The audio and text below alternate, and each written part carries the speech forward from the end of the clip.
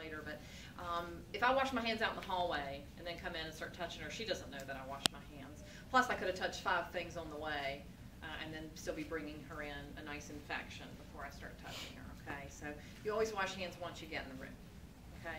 Clear? Provide privacy. I may need to adjust height to the bed and her positioning and things like that. The patient can be sitting on the side of the bed to begin with. This is a nice semi-Fowler's. I'm fine with that as well. Generally in acute care settings, they are laying in the bed, so it makes it easier. So when you practice, you're going to go down this. General survey. Overall skin color is normal, pink. I don't notice any obvious. Now as I go through, I'm going to look through the client when I do the musculoskeletal stuff and see if I notice any rashes. But in general, looking at her face, I don't notice the pallor. I don't notice jaundice. I don't notice any skin conditions of the face or anything like that. Hair, it's clean. It's washed. It's combed. I don't notice any obvious areas of alopecia. What's alopecia? Hair loss. Hair loss. She doesn't have excessive hair. In that regard, hygiene and grooming, she's clean. Her clothes are clean. Her, she no obvious foul odors. I mean, she's not wearing makeup. I don't think you don't wear makeup. I wear a little bit. Yeah, I don't even think you need it. So she, a little bit of makeup, so that shows grooming, that they take care of themselves. That's all part of that general survey. Body build, nutritional status is fine. We're looking at older clients, especially in long-term care, that are 99, and they are all skin and bones because they don't absorb that protein. So that is to be noted. A lot of their problems are we're always trying to get them to eat more. Okay, general body build, though, extreme obesity, things like that you want to know. Behavior. So when I come in and I introduce myself, at that point it's a great time. We always check. They usually have some sort of armband on. Can you tell me your name? Mallory Antica. So that starts to check the orientation. She knows who she is. Where are you at today? Coastal Hospital. And what's the date today? No, it's August. Wait, what is it? August 27th. Yeah. My birthday was Monday. That's the only reason why. Right. I missed that. Yeah, I was going to say. And she's 25. No. No. Not anyway. And so we've done level conscious orientation. I noticed in her voice, I don't have to do a separate question. Her voice is normal. I'm not noticing that she's whispering. She's not talking real loud. Her speech is normal. It's not garbled, which could be somebody with a hearing problem or lack of dentures or teeth that come like a little bit. Oh, yeah. I've met those people. We've all met those people.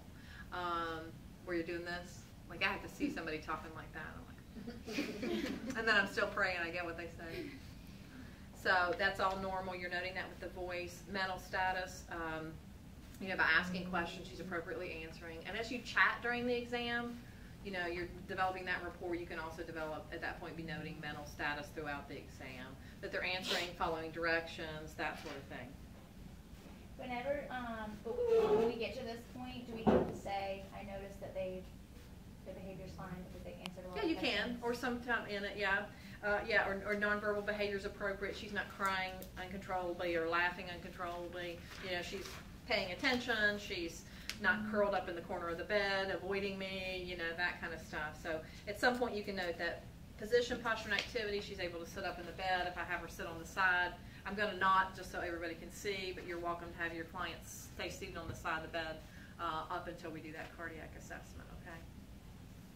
So we've gotten through the whole first section there. Chief complaint, what brought you in today? I don't know. So let's just say for a physical. For a physical, okay. If she said a symptom like abdominal pain, you've got the acronym there, PQRSTA, so you'll ask them when did the pain start, what started the pain, what provoked it, the quality of the pain, tell me about the pain. Is it burning, is it pressure, is it sharp, is it tingly? Region, does it radiate, does it stay in the same area, where is it your arm, your leg, a lot of times they say stomach pain, but you want to clarify stomach, okay? Some people know their stomach's up here. When you say stomach to me, I assume you know your stomach's right here, and you're talking about stomach. Some people mean stomach, and it's maybe a female issue, okay? So, again, have them point to the area under that region. Severity. Again, there's the scale of 0 to 5 at Onslow, but a lot of in your book is 0 to 10. 10 being the worst pain you've ever, and you need to explain them to the scale to them. Though once the patient's been there 24 hours, they're better at explaining that. How's your shawl, Beth? I've laughed all morning. Severity. The other thing to use for children, for example, is a FACES scale. It's in your book. It's called Wong's Faces Scale. They may not understand the 0 to 10 thing. So it's faces. There's a unhappy face. There's a, okay. How do you feel? I've used that with physicians who were not very nice. If you could let me know where you're at today, then we can all start on the right. And you know, he was always nice. I don't think he realized he came in grumpy every day. Yeah, I had a little arrow up. You'll just point to where you're at, so I'll know how to approach you. It's a great scale, though. It's the Wong's Faces Scale for severity.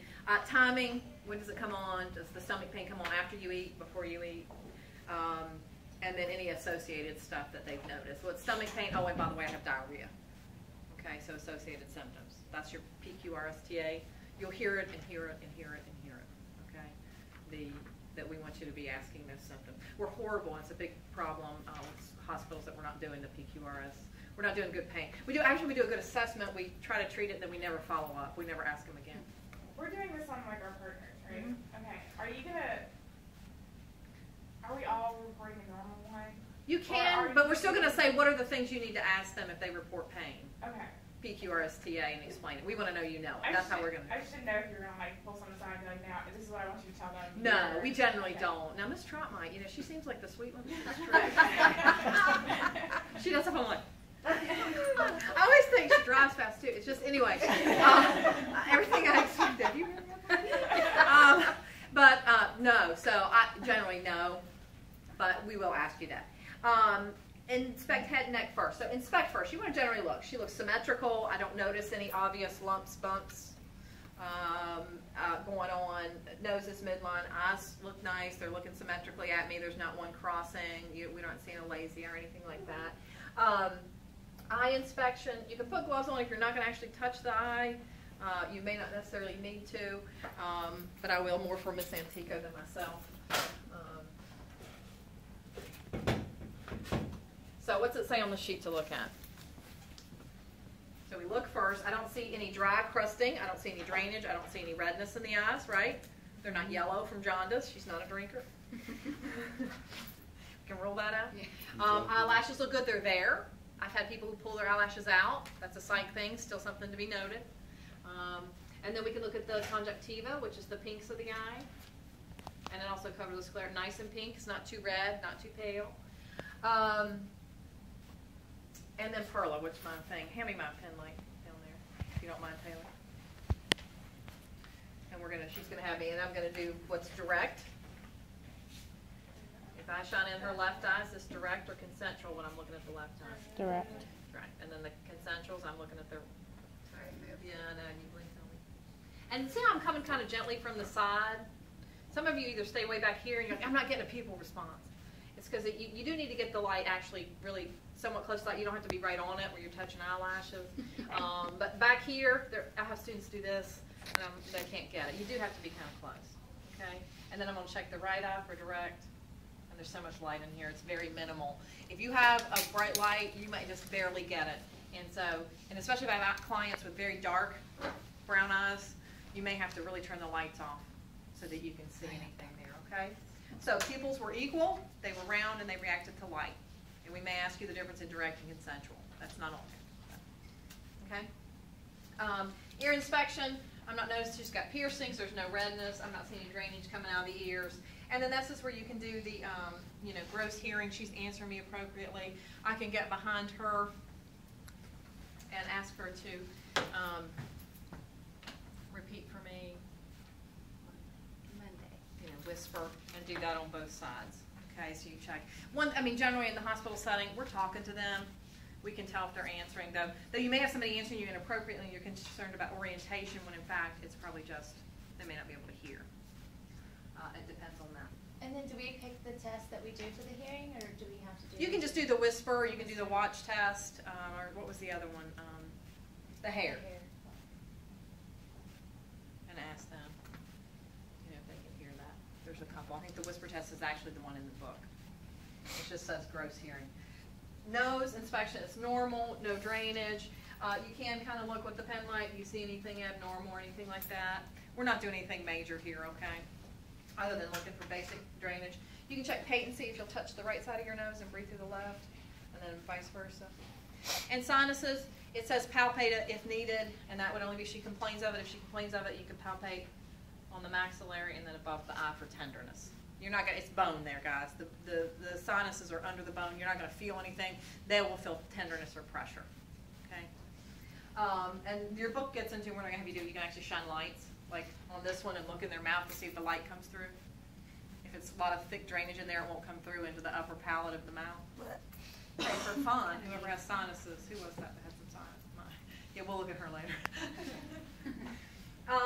Mouth, again, general inspection. I'm not going to put this in her mouth because it's laying on this dirty table, but lips are moist, no lesions, no problems, have them open their mouth. You're generally looking at the teeth. All the teeth look good. I don't notice caries or she's brushed her teeth. I don't notice any smell. I don't see any obvious lesions. That's the general thing we do there. We will give you a covered tongue blade so you can look in there, okay? Neck, glands, carotid pulse. So, you know, you can start with the glands under the jaw, submandibular, submental, and submandibular. And you're just doing that gentle palpation to see if you feel them. We shouldn't really feel any, right? So we may ask you questions at this point. What is this one? Post-auricular, it's behind the ear, okay? And you can go right on top of the muscles here is your superficial. You have your posterior right in the, you're going to have to touch yourselves and find these. Behind that muscle, she's not got any, and you can do the supraclavicular to make sure there's nothing there. Enlarges anything greater than what? Do you remember?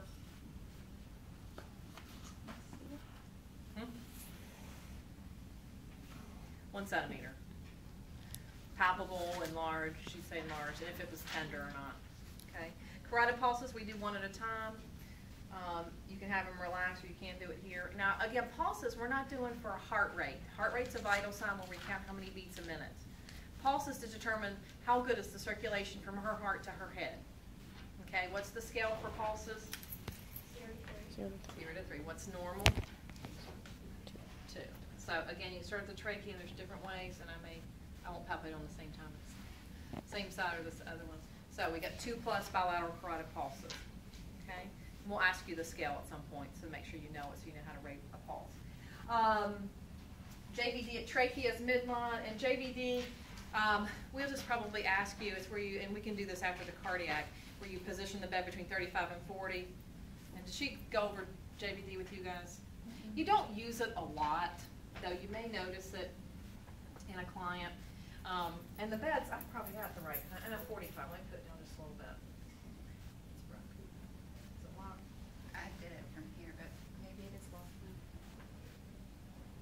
Or did it come off? Oh, it's lit up. It says it's locked. If you'll turn for me. The real place I saw it, you can see it in ICU, and I saw it a lot with dialysis patients because they're fluid overloaded, because they can't pee, so all the water they drink's all in their system. So it backs out and you can see it. So what you're looking for is you have a vein that goes right here, okay? And on most people, you're not going to be able to see that vein, okay? You know, have you ever seen a varicose vein where you can see it in the leg? It's not the same idea, but it is. It's not caused by the same thing. There's fluid overload from the heart. It backs up into the venous system, and it backs up, so it makes this vein stick out so you can see it, okay? That's all we're looking for. We're looking for that backup of the heart not working right, or that they have too much fluid in their system. Is that like when the Hulk, I know I'm trying to be funny here, but when the Hulk like becomes the Hulk in that you can vein, see the vein? That's what that is? A little bit. It's the pressure. It is pressure exerted. And what you're looking for jugular vein distension is, you can see she's got a little bit of a pulsation here. But what you actually measure from is the clavicle. Like if I saw it coming up, okay, and I could see the actual vein, and you could see a pulse in it. And you do have some pulses in veins. It's a little different, but or you can see the whatever. So she's got a little bit. You actually measure, and we're not going to have you measure. We just want you to kind of talk about it. See how she's turning her chin so that I can visualize. If I see it, I measure from the clavicle. I get a ruler and go straight up and down like this, and I measure how high it's coming up her neck, and documented that as the JVD that I noticed. Okay. And the head of the bed has to be up for this. If you're lying flat, you're gonna see the jugular. I mean, and that's normal because all the blood is kind of rushed. You know, that's why we lay people flat to get blood to the brain, right? So you're going to have that. But this is when they're up. If they're still getting jugular venous distension, it means that fluid cannot get into the heart and get sent where it needs to go. For one, that's one problem. The other is there's just too much fluid in their system. I had a lady with in dialysis. She was coming to dialysis to get the fluid pulled off, and I could see it all the way up her neck. It was going, whoa, whoa. I was like, it took me a minute to realize what it was because it was so prominent and, you know, so obvious as for some clients as we age and we have less muscles there. Okay? So that's JVD, 30 to 45 degrees on the bed. Have them turn away, and you measure the distance up, okay? Ms. Trott's a lot more strict with that because she did ICU. But that's the general consensus. We're not going to have you actually measure, okay, as part of this checkup. Do we get to pick the instructor? No. I'm talking. She's excellent. You'll love her. She's very funny. I love to hear her do stuff. No. She's just going to make sure you know it. She knows so much, and she's going to make sure you have it. But that's the basic expectation. If she asks for more, she's not going to ding you and fail you for it. Okay? She's going to teach you. Yeah, it's about learning. Yeah, a lot of it, we're going to stop a lot of you and just clear up any little fine. It's the only time I have one-on-one with you. So, you know, as long as I don't have to fine-tune your entire thing, we're okay. Or if it's just straightening up a technique, you're not going to fail. That's our time to give you a little one-on-one, okay? But when I can tell you haven't studied or you haven't practiced it, then you'll fail, okay? And we can tell the difference in just cleaning up technique, okay? No, getting down, the next one is chest. Inspect the chest first. Remember, the first step is always to look at somebody. And again, you're going to have somebody with not all their clothes on in a hospital setting. We're going to do a visualization. Do we see any abnormal nodules? Do they seem like they're crooked or that something's off, okay, when they breathe? I mean, if you have somebody going, that's a problem. This lung's probably collapsed, okay? There's a problem. It could be also musculoskeletal if they've got a weird hump or curvature to the spine. So you're going to note that. She looks symmetrical. I don't notice any abnormal heaves. You can sometimes get on a very thin client pulsations in between the ribs and things like that, so you would note that. I'm going to have you, which I can't expect a lot. It's the top that's locked.